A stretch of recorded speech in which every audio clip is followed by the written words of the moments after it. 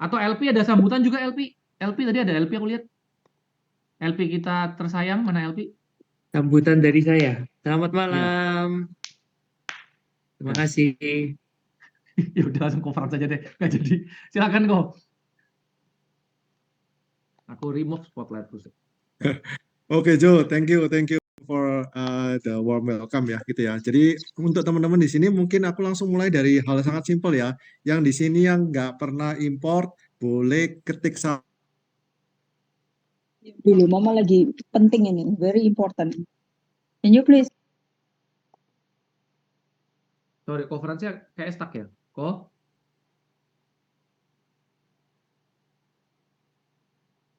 Oke, wait.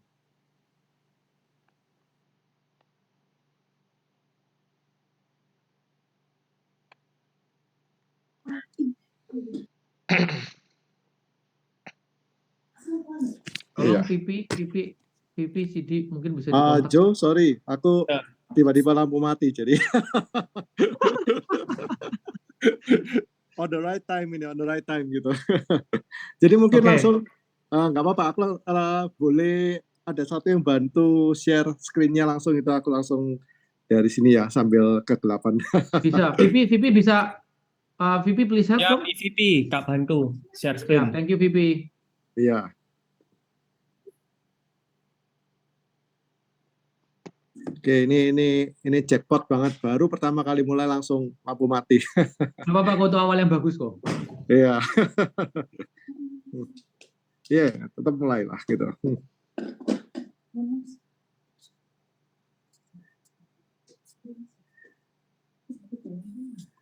Kok tanya jawab lu lebih suka langsung di counter apa ending aja? Habis kelar semua. Terserah, anytime.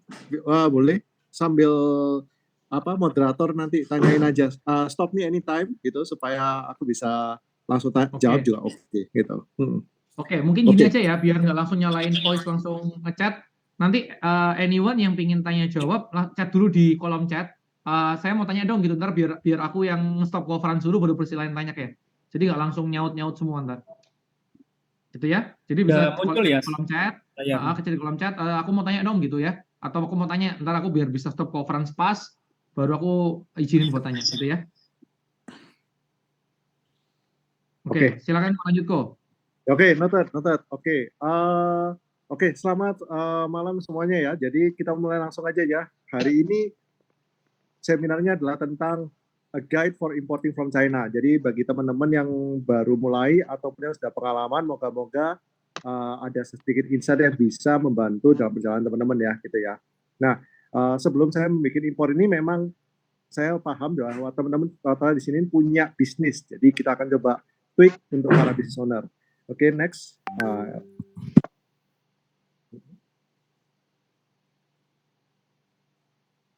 Nah, ini mungkin sedikit overview aja. Jadi bahwa benar kalau misalnya sekarang ini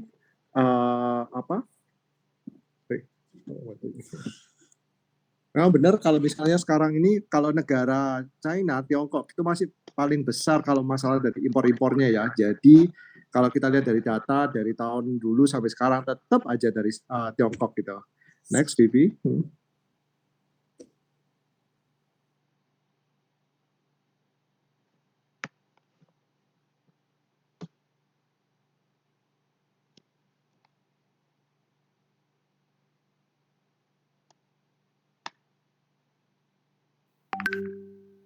Bentar VP, back dulu kayak I think itu conference lagi nyala internetnya sama lampu nih. Jadi dia switching otomatis dari sinyal pribadi ke WiFi itu. Ya, siap.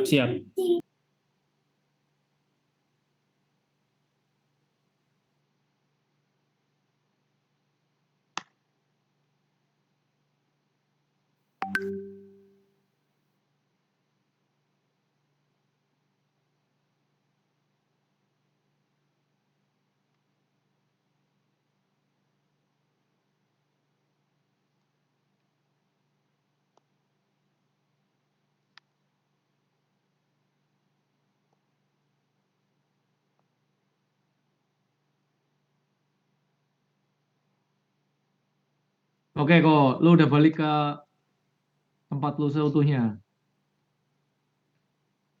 Unmute kok, masih mute kok. Oke. Kok lu mau share sendiri atau mau tetap di-sharein sama Vivi? Aku share sendiri aja. Nah, Oke. ya. Hmm.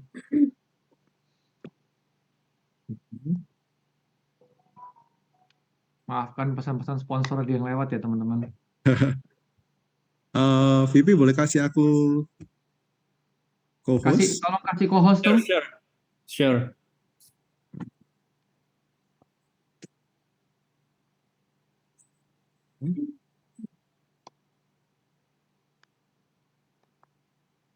Oke, sudah co-host. Oke, jadi apakah semua bisa lihat?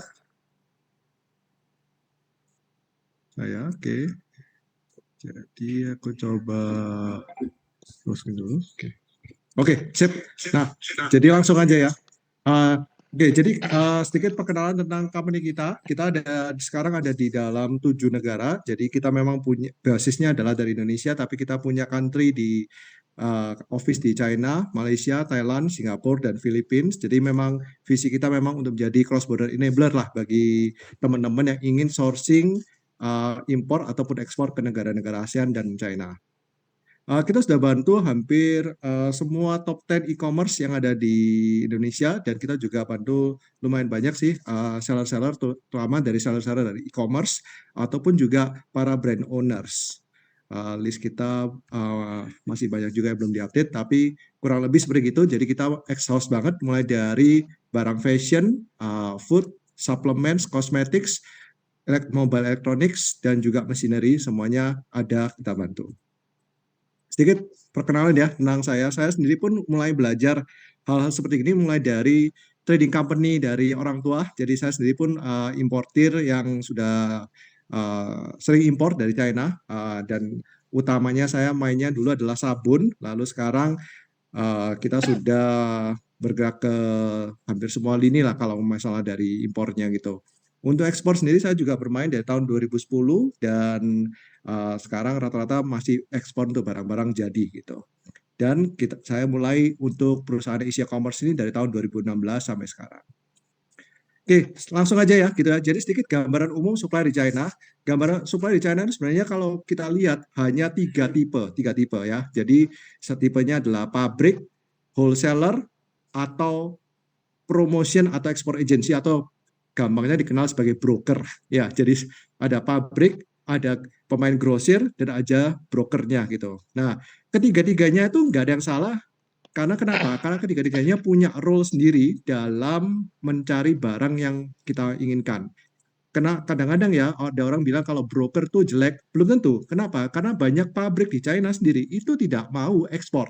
Makanya banyak dari broker-broker ini membantu pabrik di China itu agar mereka bisa diekspos ke dalam pasar global. Dan itu adalah tugasnya dari export agency atau broker-broker. Langsung aja, jadi kalau misalnya kita mulai sourcing ya, online sourcing itu dibagi menjadi dua tipe. Jadi tipe pertama adalah tipe online. Kalau di tipe online, saya akan kenalkan ada 5 platform di sini gitu. Nah, 5 platform itu adalah Alibaba, 1688, Global Sources, Made in China, dan China.cn. China.cn ini adalah pemain baru, tapi ini lumayan bagus. Kenapa? Karena ini disupport sendiri oleh pemerintah China gitu ya. Nah, tapi ini ranking ya dari atas paling bawah ya. Jadi dari paling atas itu adalah Alibaba, itu yang paling terkenal, lalu adalah 1688, lalu Global Sources, lalu Made in China, lalu China.cn. Nah, perhatikan di sini saya tidak menaruh platform seperti AliExpress atau Taobao.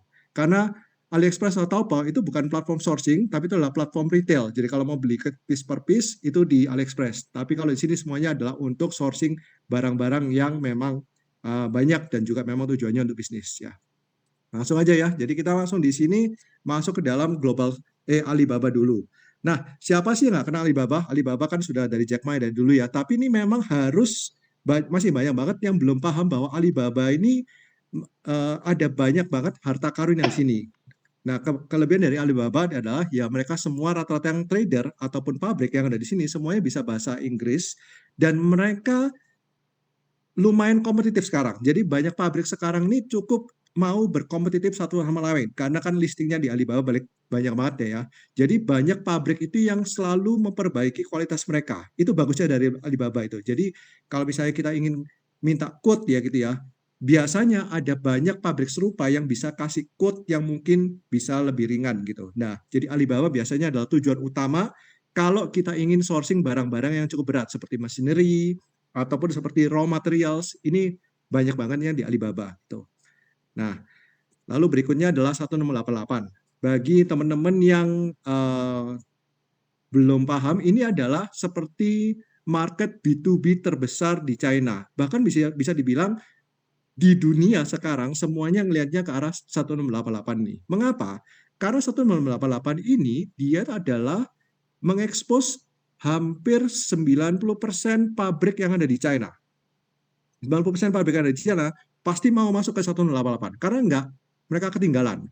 Karena 1688 sendiri memang tugasnya adalah untuk menjual ke arah pabrik consumer dari China ya, sehingga semuanya pasti masuk di sini gitu. Sehingga 188 biasanya adalah tujuan utama bagi market China sendiri untuk cari barang. Nah, baik bisa bayangin ya, 1,3 miliar market China cari barang di 1688 semua gitu. Nah, berikutnya adalah global source. Nah, global source ini saya masukkan di sini karena ini cukup unik karena global source ini khusus barang-barang elektronik. Jadi dia utamanya adalah barang-barang elektronik. Jadi kalau misalnya kita lihat contoh terkenal di JCI ada mungkin yang main elektronik, itu biasanya larinya pasti ke sini, global sources ini. Dan rata-rata kualitasnya kalau misalnya main elektronik pasti lebih tinggi daripada Alibaba. Ini sudah saya cek nih. Jadi kalau misalnya main untuk cari pabrik elektronik yang kualitasnya lebih tinggi, mainnya ada di global sources, bukan di 1688 gitu. Made in China ini adalah contender daripada Alibaba sendiri gitu. Jadi pada waktu dulu Alibaba berdiri selalu ada pemain keduanya ya. Pemain keduanya ini adalah Made in China ini. Nggak banyak orang tahu dan nggak banyak orang yang request ke mereka, tapi biasanya mereka punya tandingan sendiri. Jadi kadang-kadang kalau misalnya kita mau lihat pabrik-pabrik dan misalnya pabrik-pabrik itu kita pengen tahu alternatifnya ada di mana sih, biasanya ada di Made in China alternatifnya. Nah, itu bisa dicek ya gitu. Jadi ini adalah Made in China adalah seperti konten dari Alibaba, mereka pakai bahasa Inggris dan gampang diajak ngobrol gitu. Nah, kontender terakhir adalah China.cn. Nah, China.cn seperti yang dilihat sini ya, ini adalah kontendernya 1688. Dari China.cn sendiri pun ini kenapa ini menarik karena mereka ini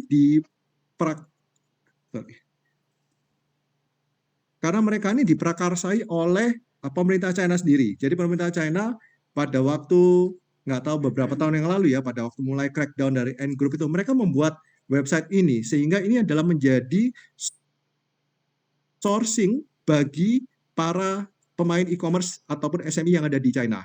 Makanya namanya pun China.cn ya, dan ini karena mereka betul-betul disupport oleh pemerintah China dan tujuannya mereka untuk mengglobalkan SME atau pabrik-pabrik yang ada di China.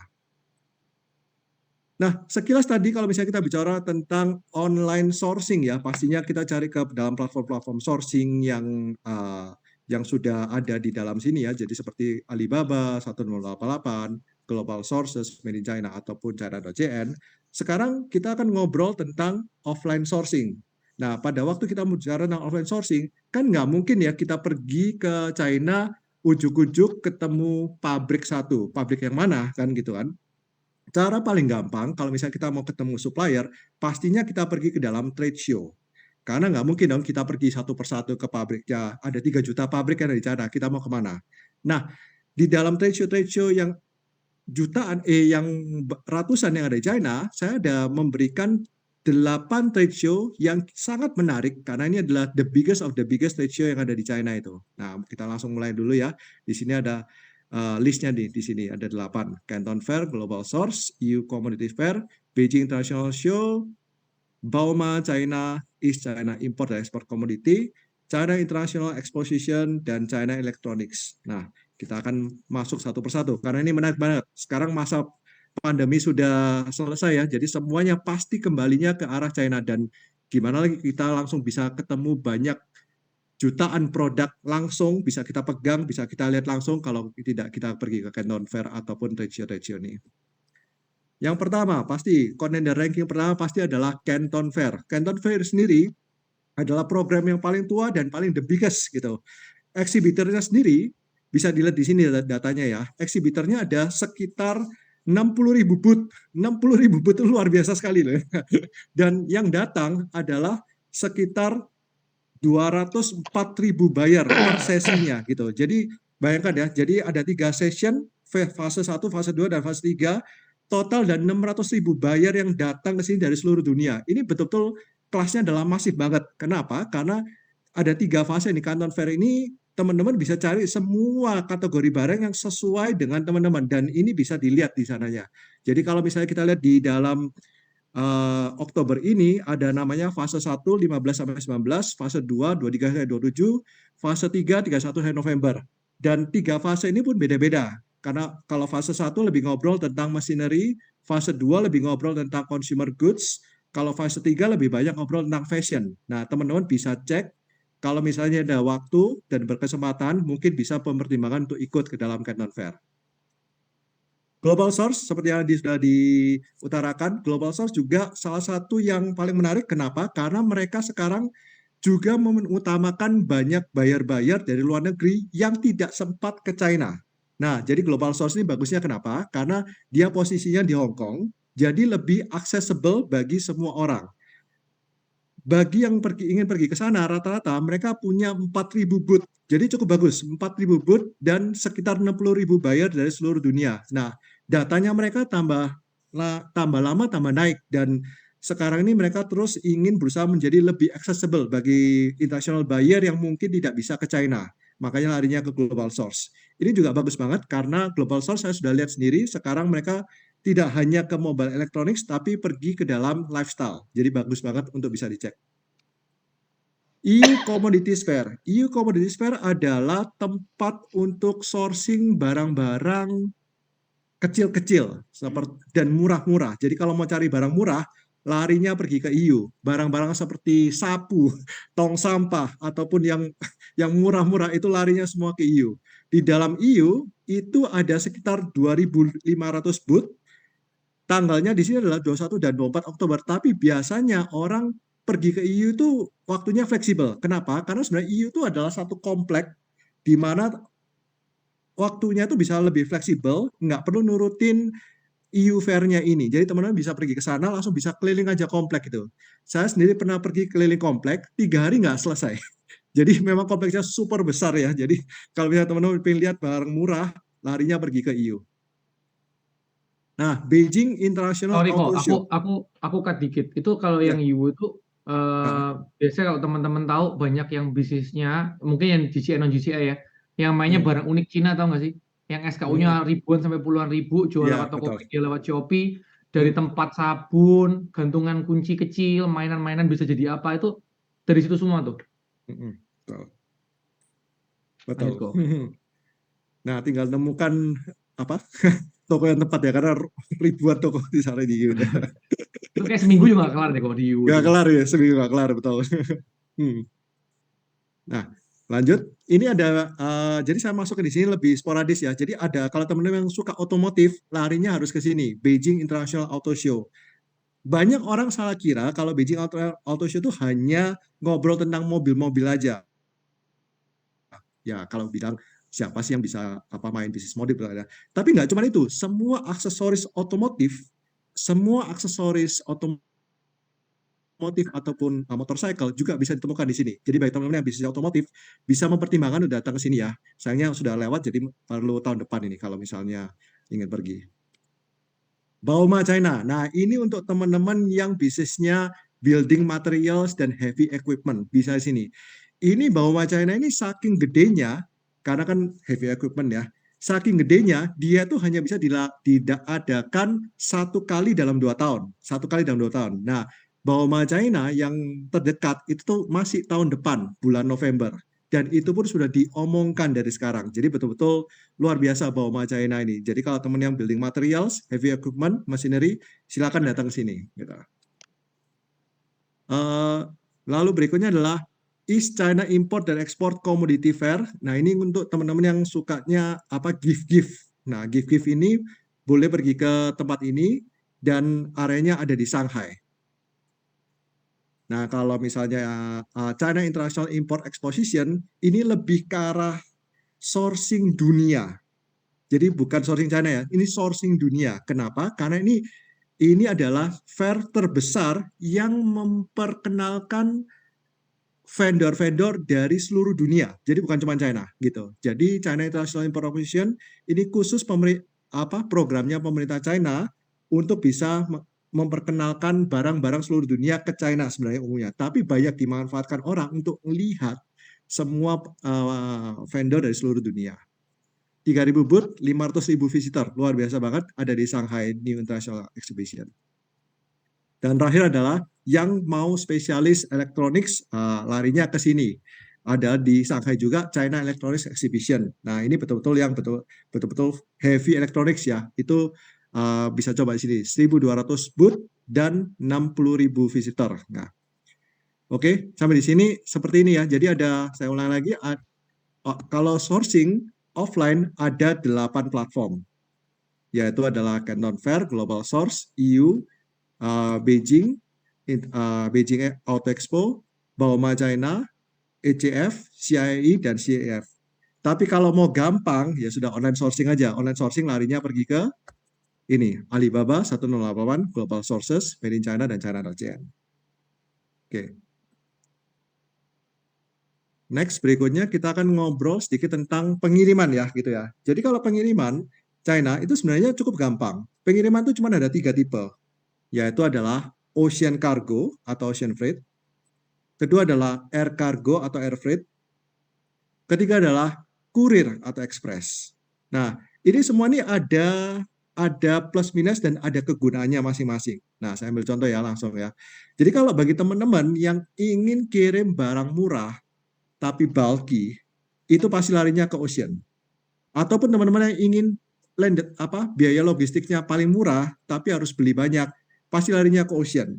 Banyak orang salah kira kalau ocean itu harus 1 kontainer. Enggak juga. Sekarang pun banyak yang mulai dari 0,5 kubik pun sudah bisa. Ya, 0,5 kubik itu cuman 50 kali 100 kali 100. Jadi sangat kecil banget gitu. Jeleknya cuma satu, waktu pengirimannya cukup lama, 1 bulan. Jadi bagi teman-teman yang ingin langsung testing, ini nggak cocok. Tapi bagi teman-teman yang ingin coba langsung barang-barang yang sudah mulai import, ini pasti langsung mulai dari ocean freight lebih enak gitu.